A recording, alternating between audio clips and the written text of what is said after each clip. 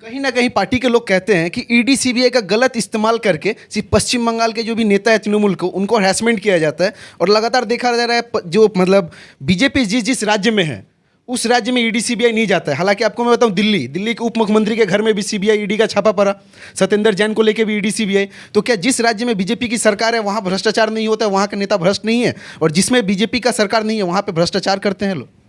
देखिए, मैं आपको बहुत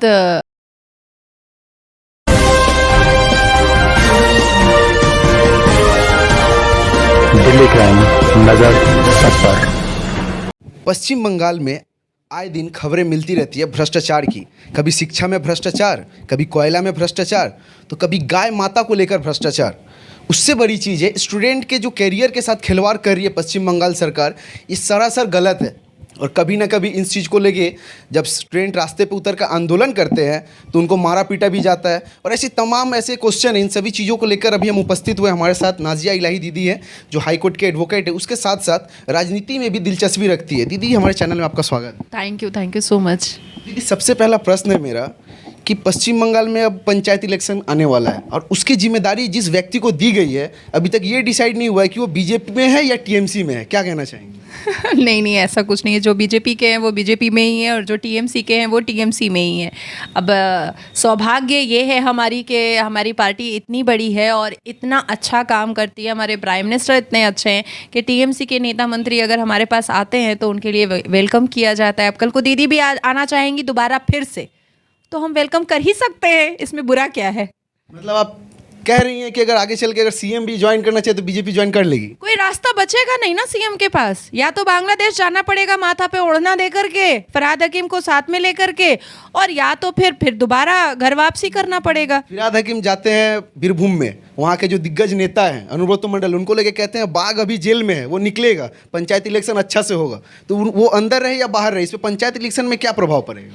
देखिए, तृणमूल कांग्रेस में चिटिंगबाज, तोलाबाज, यही लोग भरे हुए हैं। तृणमूल कांग्रेस में आप स्पोक पर्सन कुणाल घोष को लीजिए, जो जब जेल में था तो गंदी गंदी गालियां सीएम को दिया करता था। ये ना आपसे छुपा है, ना मुझसे छुपा है, ना जनता से छुपा है। जब पार्थो चैटर्जी की बांधवी का हम लोगों ने नाच डांस टिकटॉक वीडियो देखा और उसके बाद फिर जब उनकी अपनी ही गर्लफ्रेंड ने ये बता दिया कि भाई वो तो मेरे घर को बैंक की तरह यूज़ करता था, या हम लोग जब नुसरत जहाँ का हाफ पैंट चड्डी में जब टिकटॉक डांस देखते हैं छोटे छोटे कपड़ों में, और बशीरहाट में मौलवी मुल्ला लोग सर पे टोपी रख करके दाढ़ी रख करके उसको वोट देता है, उसके साथ सेल्फी लेता है। तो देखिए, तृणमूल कांग्रेस एक सर्कस है, एक कॉमेडी सीरियल है। कॉमेडी से जो बच्चे लोग देखते हैं शिनचैन, डोरेमोन, वैसा एक सीरियल है जिसमें सिर्फ एक ही चीज़ सबसे अच्छे तरीके से हो रहा है, वो है जनता को लूटो प्रोग्राम। यही एक योजना है टीएमसी में जो सबसे बेस्ट चल रही है। अभी देखिए, अभी मैं आपको 2 घंटे पहले की खबर दे रही हूँ कि राजा बाजार में एक लड़का है जो बहुत सारे लोगों को चीट कर करके अभी इंस्टेंट मुझे पता चला है कि किसी बिजनेसमैन से 45 लाख रुपए ले लिया है। अब उसका मैटर मैं देखूंगी। अब आप सोचिए कि एक मामूली वर्कर 45 लाख रुपए ले रहा है, तो जो हम लोग जो नोट का पहाड़ देख रहे हैं वो कुछ गलत तो नहीं देख रहे हैं क्या? ईडी और सीबीआई जो चीज़ें, जो दस्तावेज है, जो डॉक्यूमेंट्स है, जो कोर्ट को जमा कर रहा है, वो कुछ गलत तो नहीं कर रहा है? या हम लोगों ने जिस तरह से गार्डन रीच में फरहाद हकीम के मिनी पाकिस्तान में हम लोगों ने गद्दी के नीचे इतना सारा नोट देखा था, वो तो गलत नहीं देखा था। अभी हालिया में मदन मित्रा फीफा स्पोर्ट्स गेम देख कतर चले गए थे। दीदी कहती है कि उनके पास पैसा नहीं है, वो अपने एम्प्लॉयज़ को पैसा नहीं देंगी, और उनका मेंबर ऑफ लेजिस्लेटिव असेंबली वो कतर जा रहा है सिर्फ एक स्पोर्ट्स गेम देखने के लिए। ये सब झूठ ही है ना। तो जनता को लूटो प्रोग्राम, जनता को बेवकूफ़ बनाओ प्रोग्राम, रेप करो प्रोग्राम, रेपिस्ट नासिर खादिर खान जैसे लोगों को छुड़ाओ प्रोग्राम, यही सब तो चल रहा है। देखिए, पार्शलिटी इस सरकार में इतनी ज़्यादा है कि बिल्किस बानो के कल्प्रिट को अगर रेमिशन ग्राउंड पे छोड़ा जाता है तो दीदी का नेता मंत्री लोग बैठ जाते है यहां धरना पे। लेकिन पार्क स्ट्रीट कांड के प्राइम अक्यूज नासिर खान को, जो खादर खान उसका भाई अभी भी कन्विक्शन में है, अंदर जेल खट रहा है, नासिर खान को जब रेमिशन ग्राउंड पे 1.5 साल पहले छोड़ा जाता है तो लेकिन कोई मुसलमान रोड पर नहीं आता है। कोई नहीं कहता है कि क्यों कोई मुसलमान लड़का किसी का रेप करेगा। दोनों भाइयों ने मिल करके दोस्तों के साथ मूविंग कार पे यही पार्क स्ट्रीट में बुरी तरीके से उस फॉरेनर लड़की का रेप किया था। आज सारे मुसलमान चुप क्यों हैं? हिजाब पहनाने के लिए तो लुंगी पहन करके, टोपी पहन के खड़े हो जाते हैं कि लड़की को हिजाब पहनना चाहिए, पहनना चाहिए। जब मैं ट्रिपल तलाक बैन करवा रही थी तो सिद्दीकुल्लाह चौधरी जो है वो मेरे को धंधाबाज बोल दिया था कि धंधाबाज औरत है, तलाक होना चाहिए। तो जितने भी मुसलमान लड़कियों को डोमिनेट करने की चीज़ें आती हैं उसमें ये लोग लुंगी उठाकर खड़े हो जाते हैं कि भाई हम तो रैली करेंगे, मीटिंग करेंगे, मिचिल करेंगे। लेकिन नासिर खान का रेमिशन ग्राउंड कैंसिल करवाने के लिए, फांसी की सज़ा दिलाने के लिए पश्चिम बंगाल का एक भी मुसलमान सामने आया है? बताइए आप मुझे, एक भी मुसलमान सामने आया है? नहीं आया है।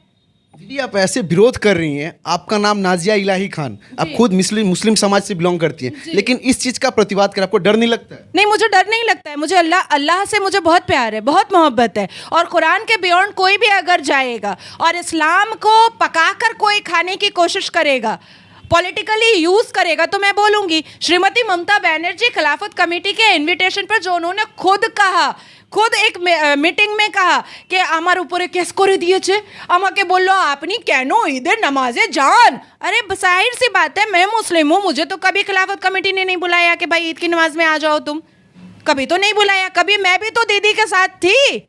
आज मैं बीजेपी में हूँ 2017 से, उससे पहले तो मैं दीदी के ही मंच पर रहती थी, तब तो मुझे खिलाफत कमेटी ने नहीं बुलाया। मेरी माँ तो तहज्जुद की नमाज पढ़ती है, मैं 5 वक्त नमाजी हूँ। आप बुलाते हैं नुसरत जहाँ को जो आधी चड्डी में रहती है, जो युवाओं का पूरा माहौल ख़राब कर रही है। आप नुसरत जहाँ जैसी औरतों को, लड़कियों को जिसको अपनी शादी का पता नहीं, बच्चे का पता नहीं, जो चड्डी पहन करके नाचती गाती रहती है, आप उसको मुसलमान लड़की औरतों का आइडियल बना रही हैं। आप नमाज में जा रही हैं, आप हेटरेट स्पीच दे रही हैं। आपको ये इजाजत किसने दिया? ऐसे लोगों को ही तो टिकट देकर वो सांसद बना दे रही है, एमएलए बना दे रही है। देखिए, तृणमूल कांग्रेस पार्टी में जो जितना बड़ा चोर होगा और जो जितना खराब इंसान होगा उसको उतना बड़ा पद मिलेगा। देखिए, यहाँ के पुलिस का जो व्यवस्था है, आप पिक पॉकेट कीजिएगा, आपको लॉकअप में बाथरूम के पास बैठाया जाएगा। लेकिन आप करोड़ों रुपए का स्कैम कीजिएगा तो आपको एसी गाड़ी से जेल तक पहुंचाया जाएगा, अंदर पंखा दिया जाएगा, अंदर खाना दिया जाएगा, डाइट फूड दिया जाएगा। तो पश्चिम बंगाल के पुलिस डिपार्टमेंट का, पश्चिम बंगाल की सुप्रीमो ममता बनर्जी का अगर आपको अटेंशन चाहिए और गुड बुक में आना है तो आपको बड़ा स्कैम करना पड़ेगा।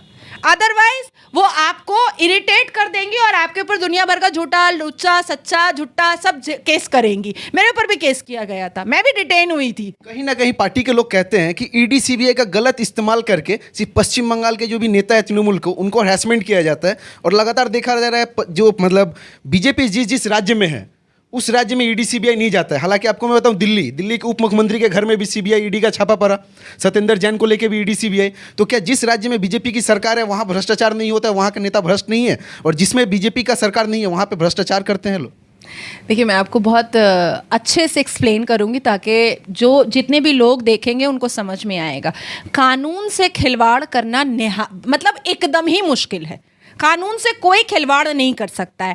आज अगर मुझे झूठ बोल करके डिटेन करके मुझे जेल भेज दिया जाएगा, हो सकता है कि मैं 10 दिन, 15 दिन, 20 दिन अंदर रह जाऊं, लेकिन फिर मैं चले आऊंगी क्योंकि प्रूफ करना बहुत मुश्किल होगा, बहुत मुश्किल होगा। तो अगर भारतीय जनता पार्टी के कोई भी नेता, मंत्री या खुद ही प्राइम मिनिस्टर अगर गलत कर रहे हैं तो आप कोर्ट को बताइए, आप प्रूफ कर दीजिए ना। आखिर 2002 गुजरात राइट्स में हमारे प्राइम मिनिस्टर को क्लीन चिट मिला, SIT कमेटी बैठी, वहाँ पर सारी एजेंसीज बैठी, स्टिंग ऑपरेशन का सारा फॉरेंसिक टेस्ट किया गया, चार्जशीट पूरा देखा गया, ऑटोप्सी रिपोर्ट देखा गया, पोस्टमार्टम रिपोर्ट देखा गया, सीजर लिस्ट देखा गया, लेकिन उसके बाद भी क्लीन चिट मिला। तो आप कोर्ट के अंदर अगर आप पूरे स्पेसिफिकली प्रूफ नहीं करेंगे तो आप उसको अक्यूज कैसे बोल सकते हैं? आप तो नहीं बोल सकते हैं अक्यूज, प्रूफ नहीं है। तो आप अगर प्रूफ नहीं कर पा रहे हैं कि हम चोर हैं तो इसमें मेरी गलती है कि आप नहीं प्रूफ कर पा रहे हैं? भाई, हम तो खड़े हैं डॉक में, हम तो खड़े हैं जनता के सामने, आप प्रूफ कर दीजिए ना कि मैं चोर हूं, हम मान लेंगे। फिर क्या कोर्ट ये कह सकता है कि नहीं, ये तो प्रूफ हो चुका है कि ये चोर है, लेकिन फिर भी हम इसको एक्यूटल दे रहे हैं या हम इसको छोड़ दे रहे हैं? ऐसा तो नहीं हो सकता है, ये तो पॉसिबल नहीं है। तो अगर कोई भी कहता है कि किसी एजेंसीज का सेंट्रल गवर्नमेंट जो है वो लाभ उठा रही है, फ़ायदा उठा रही है, तो ये गलत है। पार्थो चैटर्जी को जब ईडी पकड़ कर के लेकर गया तो क्या पैसा नहीं निकला? भाई, पैसा तो पैसा। शर्मनाक की बात है कि सेक्स वाइब्रेटर भी निकला। पैसा तो इतना निकला कि दीदी एक दो पंचायत एरिया का विकास इस प्रकार हो जाएगा कि उसको तुलना हम लोग लंदन से कर देंगे। चलिए हम तो मान ले रहे हैं कि पैसा निकला, जो जनता ने देखा, आप सोचिए वाइब्रेटर निकला है। आप सोच के देखिए कितनी शर्मनाक बात है। और छोटे छोटे बच्चों ने, जनता ने देखा है। महुआ मोइत्रो ने बैठ करके गॉडेस काली के मुंह में मीट भर दिया, सिगरेट भर दिया, शराब भर दिया। आप सोचिए कि ये लोग क्या लोग हैं। इस बात पे कितना विवाद हुआ महुआ मित्रों को लेकर, लेकिन निर्णय कुछ भी नहीं निकला। क्या सस्पेंड हुआ? आप भारतीय जनता पार्टी की तुलना कभी भी ना कांग्रेस से कर सकते हैं, ना तृणमूल कांग्रेस पार्टी से कर सकते हैं। नुपुर शर्मा ने जो भी डेरोगेटरी रिमार्क प्रॉफिट मोहम्मद के लिए कहा, शायद उनका आज मेरे से भगवत गीता के बारे में कहा कोई कहेगा तो मेरे से गलती हो सकती है, भी कुछ भी आगे या पीछे निकल सकता है। जो 4 मौलाना बैठे थे उन्होंने क्यों नहीं क्लियर किया? दाढ़ी टोपी फोकट में लगा के बैठे थे क्या टोपी पहनाने के लिए? तुमने क्यों नहीं क्लियर किया? तुमने कुरान के हवाले से क्यों नहीं बताया? लेकिन उनको सस्पेंड किया गया। अच्छे तरीके से एक लेटर बना करके नेशनल सेक्रेटरी ने सस्पेंड किया। महुआ मोइत्रो ने जब गॉडेस काली को इंसल्ट किया in front of national news, तो ममता ने उसको सस्पेंड क्यों नहीं किया? आप सोचिए कि नासिर खान और कादिर खान ने जब बलात्कार किया तो काकोली दस्तीदार ने कहा था कि पैसा का लेना देना में प्रॉब्लम हुआ, इसीलिए वो लड़की FIR कर दी। अभी हालिया में हासखाली में वो 14 साल की लड़की, अगर अकॉर्डिंग टू लॉ हम देखते हैं तो 14 साल की बच्ची कभी कंसेंशुअल सेक्स नहीं कर सकती है, वो फोर्सफुल ही होता है। तो यानी कि कानून भी गलत है, क्योंकि दीदी कह रही है कि लब अफेयर छिलो, ना प्रेग्नेंट छिलो, ना की छिलो। मतलब मुख्यमंत्री संविधान को भी झुटला देंगे। हाँ, मुख्यमंत्री ने हाईकोर्ट के लिए बोल दिया है कि आपने आजे बाजे ऑर्डर देवें तो आमी क्या अपना के मिष्टी देवो, तो जस्टिस को बोल रही हैं भाई। आज से देखिए, या आप पुराना रणनीति आप दीदी का निकाल करके देखिए, ममता ने और ममता के 9 रतन ने कभी भी कॉन्स्टिट्यूशन नहीं माना है। ममता अगर राइटर्स में तोड़ फोड़ करे तो वो ठीक है, लेकिन अगर भारतीय जनता पार्टी के कार्यकर्ता एक सिविलाइज तरीके से कानून के दायरे में रह करके अगर प्रदर्शन भी करे तो वो गलत हो जाता है। हर एक इलेक्शन में हमारे हजारों कार्यकर्ता गांजा केस में चले जाते हैं। गांजा कहाँ से रहा है? कालीघाट से आ रहा है क्या? कालीघाट में उग रहा है? उस दिन में हाल फिलहाल बहुत NDPS केस, आर्म्स केस अधिकतर मात्रा में लोगों को दिया जा रहा है। देखिए, भारतीय जनता पार्टी करने के लिए कलेजा बंगाल में बहुत मजबूत चाहिए होता है। ये ना औरत देखते हैं ना मर्द देखते हैं, बस डिटेन कर लेते हैं। और उस डिटेंशन के बाद इनकी पूरी कोशिश रहती है पुलिस वालों की कि बस कैसे भी इसका बेल नहीं होने देना है। दिक्कत यहाँ पर आ जाती है कि जो एलिगेशंस पुलिस के कॉन्कॉक्टेड स्टोरी से लगते हैं वो प्रूफ नहीं हो पाते हैं और बेल मिल जाता है। लेकिन जो सफ़र करना पड़ता है वो करना पड़ता है। मैं डिटेन हुई, आई, मैं वहीं की वहीं हूँ, नाजिया इलाही कहाँ नहीं हूँ, कोई बदल नहीं सकेगा मुझे। या मैं भारत माता की जय नहीं बोलूँगी, ये पॉसिबल नहीं है। आज अगर मैं जय श्री राम बोलती हूँ तो बहुत सारे मुल्ला लोग खड़े हो जाते हैं, अरे फतवा जारी करो, या मुसलमान होकर के जय श्री राम बोलते हैं। तो पहले तुम नुसरत जहाँ को संभालो ना, वो भी तो अल्लाह अकबर करती है। नहीं, नुसरत जहाँ को संभालो, जो शपथ ही ली थी कि वो नुसरत रूही जहान जैन है, जिसने सिंदूर लगाया है, जिसने शाखा पौला पहना है, वो तो मुसलमान है ही नहीं। एटलीस्ट मैं सिंदूर और शाखा पौला पहन करके लोगों को बेवकूफ़ तो नहीं बना रही हूँ। देखिए, मैं हमेशा एक चीज़ जानती हूँ कि मैं मुसलमान हूँ, मैं मुसलमान ही रहूँगी। मेरे मुंह से बिस्मिल्लाह निकलेगा, सलाम निकलेगा और निकलेगा, लेकिन मेरा कुरान कहता है लकुम दीनुकुम वलिय दीन। आप अपने धर्म की इज्जत करो और दूसरों को उसके धर्म की इज्जत करने दो। मेरा कुरान कभी नहीं कहता है कि मैं दूसरे धर्म को गाली दूं या उसको अक्यूज बनाऊं या मैं उसको खराब बोलूं। ये मेरा कुरान नहीं कहता है, मैं क्यों करूंगी?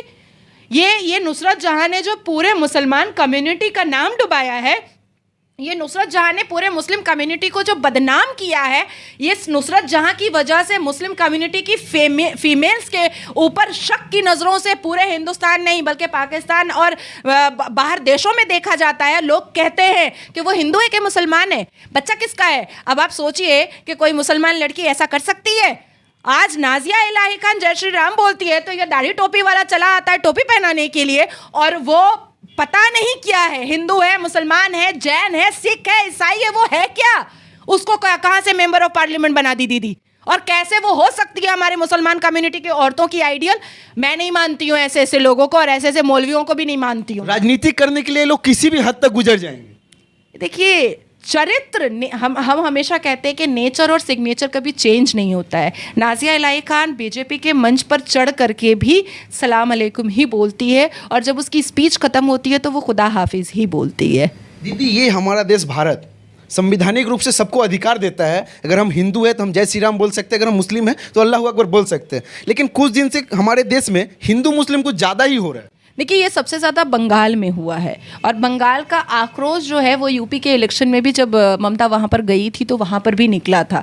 देखिए, एक ब्राह्मण घर की बेटी होकर के, क्योंकि ममता बनर्जी हमेशा ये कहती हैं कि वो ब्राह्मण घर की बेटी हैं, मंत्रों का उच्चारण गलत करती हैं दुर्गा पूजा के वक्त में, महालया से पहले वो दुर्गा पूजा का ओपनिंग कर देती हैं, वो राम का नाम लेने पर जेल भेजती हैं, जबकि वो मरेंगी तो उनकी भी अस्थियाँ उठेंगी राम के नाम से ही, राम नाम सत्य है ही बोला जाएगा, ला इलाहा नहीं पढ़ा जाएगा। ऐसा नहीं हो सकता है। लेकिन मुझे ऐसा कहीं ना कहीं लगता है कि कुछ ऐसी हिडन स्टोरी है जो श्रीमती ममता बनर्जी छुपा रही हैं, कुछ ऐसी हिडन स्टोरी है जो फरहाद हकीम छुपा रहा है। कहीं ना कहीं इन लोगों का पाकिस्तान के अलकायदा से, टेररिस्ट से कुछ ना कुछ एक टाई अप ज़रूर है, जिसको खुश करने के लिए, और कोई एक इंटरेस्ट होगा, कोई एक फ़ायदा होगा जिसको खुश करने के लिए ये लोग इतना ज़्यादा मुस्लिम लोगों को प्रोवोक करते हैं। आप मुझे बताइए कि मुसलमान के इम्प्रूवमेंट के लिए इस सरकार ने क्या किया? शिक्षा के लिए कुछ किया, नौकरी के लिए कुछ किया, उर्दू ज़ुबान के लिए कुछ किया, एडुकेशन के लिए कुछ किया? कुछ भी नहीं किया है। लेकिन हर गली में, आप मुस्लिम लोकल में आप जाइएगा, हर गली में आपको इलीगल कंस्ट्रक्शन का कॉन्ट्रैक्टर मिलेगा, लुंगी पहन करके 12 बजे खड़ा हो जाएगा, रात के 2 बजे ढलाई मार, ए छप्पर तोड़, ए सीढ़ी बना, ए पॉलीथीन लगा, वो करेगा। तो हमारे पश्चिम बंगाल में मुसलमान लड़कों को गुंडा बना करके उसका मिसयूज किया जा रहा है। उनके शिक्षा के ऊपर, उनके करियर के ऊपर काम नहीं किया जा रहा है, उनको गुंडा ही बनाया जा रहा है। अभी तो हमारे देश के नागरिक हैं, उनको भी तो पढ़ा लिखा के, उनको भी तो इंजीनियर डॉक्टर बनाया जा सकता है। ये मुहर्रम की एक दिन की छुट्टी से मुसलमान का भला नहीं हो सकता है, कभी नहीं भला हो सकता है। आप सोचिए ना कि दीदी गवर्नमेंट की मीटिंग में, स्टेट गवर्नमेंट की मीटिंग में बैठ करके बोलती हैं, ए तुमरा কেন নম্বর कम दिसो क्लास 10 और 12 के, बेशी बेशी करे नंबर दाओ। ये कोई सीएम बोल सकती है? ये सीएम का स्टेटमेंट हो सकता है? नहीं हो सकता है।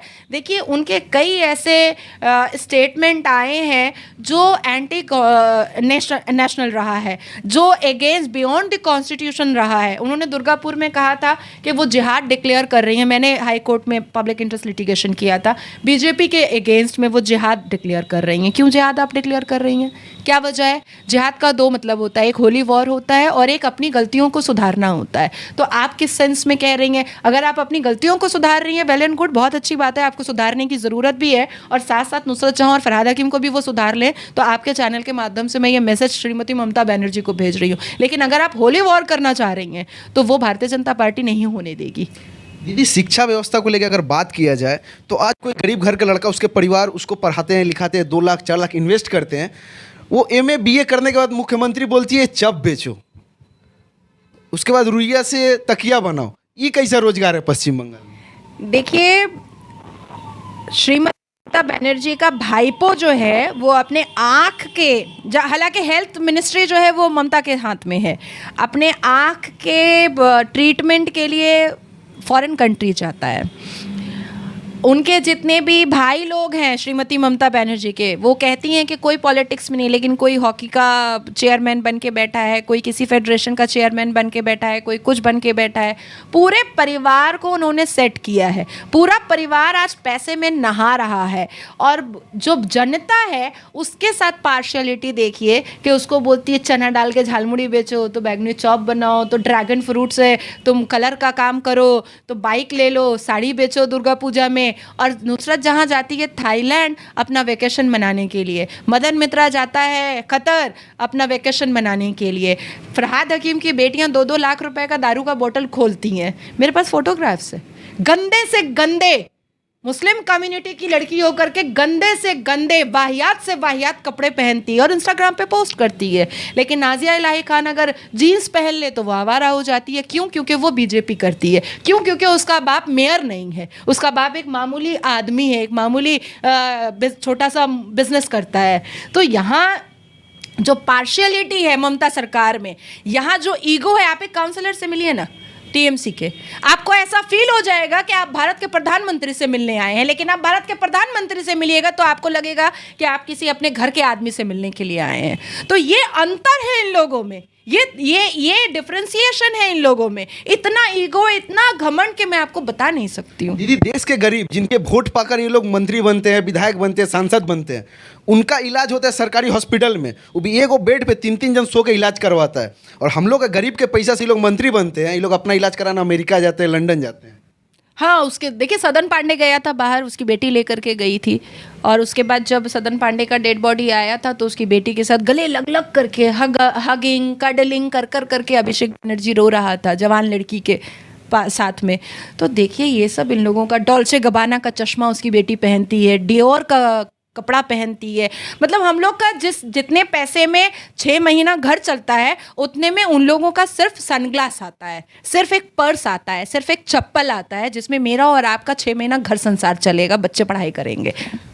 कहीं ना कहीं मेरा गुजारिश हमारे देश के उन लोगों से जो इस देश के नागरिक हैं और वोट देते हैं, आप वोट उसी व्यक्ति को दीजिए, उसी काउंसिलर को दीजिए, उसी विधायक को दीजिए, उसी सांसद को दीजिए जिसका बच्चा सरकारी स्कूल में पढ़ता है, जिसके परिवार के लोग सरकारी अस्पताल में अपना इलाज करवाते हैं। दीदी, अब बात कर लेते हैं, आप पेशे से वकील हैं।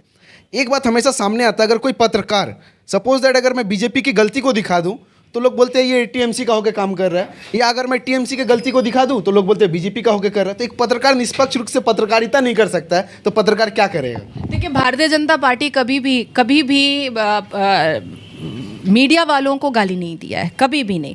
देखिए, महुआ मोइत्रो ने आप लोगों को 2 टका वाला बोला था, 2 टका वाला बोला था। उसके बाद फिर आपको जितने भी टीएमसी के लोग हैं, उन्होंने ही पत्रकारों को हमेशा गाली दी है। आपका 14 अगस्त को श्रीमती ममता बनर्जी का जो बेहाला में जो मीटिंग हुआ था, उसमें उन्होंने कहा था दलाल, आपके प्रेस वालों को दलाल कहा था, और कुकुर मुतुन कहा था बीजेपी वर्कर्स को। तो भारतीय जनता पार्टी कभी भी ऐसा नहीं करती है। आप टीएमसी की अच्छी चीज़ें अगर दिखा रहे हैं तो ममता का आईफोन भी दिखाइए, ममता का आई वॉच भी दिखाइए, आप नुसरत जहां का डॉल्चे गबाना और डियोर भी दिखाइए, सदन पांडे की बेटी का आप लाइफ स्टाइल भी दिखाइए। और अगर आप दिखा रहे हैं तो आप बुरे क्यों हो जाइएगा? देखिए, आज नाजिया इलाही खान लोन की गाड़ी पर बैठ रही है और अचानक से BMW पर बैठेगी, तो आप दिखाइएगा, इसमें मुझे कोई बुरा लगने वाली बात नहीं है। टीएमसी वालों को बुरा इस बात का लगता है कि फरहाद हकीम की बेटी का 2 लाख का शैंपेन का बोतल क्यों दिखा दिया जाता है, सदन पांडे की बेटी का डॉल्चे गबाना और डियोर क्यों दिखा दिया जाता है, महुआ मोइत्रो का लुई विटॉन क्यों दिखा दिया जाता है, खुद टीएमसी की सुप्रीमो का आईफोन और आई वॉच क्यों दिखा दिया जाता है। तो ये जो पैसा गरीब का है, देखिए, केस्टो की बेटी को हाई कोर्ट में एक नॉर्मल पब्लिक ने कहा था गरुड़ चोरन में जाचे। पार्थो चैटर्जी को गवर्नमेंट हॉस्पिटल में एक मामूली औरत ने, एक मासूम औरत ने चप्पल फेंक कर मारा था। इसमें तो किसी अपोजिशन का कोई हाथ नहीं था। आप इंक्वायरी करवा सकते थे। आप कार है, आपका दलाल पुलिस है, एक ऐसी पुलिस है, एक ऐसा पुलिस डिपार्टमेंट है जो कॉन्स्टिट्यूशन नहीं मान के जोड़ा फूल मानता है, जिसके कंधे पर अशोका चक्र को वो नहीं ऑनर करता है, वो जोड़ा फूल को ऑनर करता है, जो जसीमुद्दीन जैसे काउंसलर के साथ खड़े होकर के पुलिस ऑफिसर अपनी वर्दी में पॉलिटिकल मीटिंग करते हैं। तो आपके पास तो इतनी अच्छी पुलिस है, लेकिन जनता अगर आक्रोश में है, जनता अगर आपके अगेंस्ट है, तो आप क्या कर सकते हैं? कोई कुछ नहीं कर सकता है। मेरा ऐसा ख्याल है कि जो काम पुलिस को करना चाहिए, जो काम CID को करना चाहिए, आज वो काम कर रहा है मीडिया। मैं मीडिया को नमन करती हूँ, नमस्कार करती हूँ कि अगर मीडिया आज के दौर में जितनी स्मार्ट हो चुकी है, जितने टैलेंटेड हो चुकी है, और ये जो थर्ड आई जनता को मिला है, इसकी वजह से छोटी छोटी चीज़ें और बड़ी बड़ी चीज़ें सब हमें पता चलती है। अगर ये थर्ड आई नहीं होता तो जैसे शारदा नारदा चिटफंड के ज़माने में बहुत सारे लोगों को पता भी चला, बहुत से लोगों को पता भी नहीं चला, लेकिन आज छोटी चोरी और बड़ी चोरी सब पता चल जाती है। कहीं ना कहीं हमारा देश संविधान को मान के चलता है, और हमारे देश के सभी पत्रकार, छोटे बड़े सभी पत्रकार संविधान को मान के चलते हैं, और हम लोग निष्पक्ष तरीके से पत्रकारिता करते रहेंगे, चाहे हमें डराया जाए, चाहे हमें धमकाया जाए। पत्रकारिता गलत दिशा की ओर नहीं जाएगा। पत्रकार हमेशा निष्पक्षता के ऊपर पत्रकारिता करते रहें। खैर, दीदी की इस अपनी विवेचना को दिखाते हुए दिल्ली क्राइम न्यूज़ के लिए मैं रोशन कुमार मिश्रा, जय हिंद।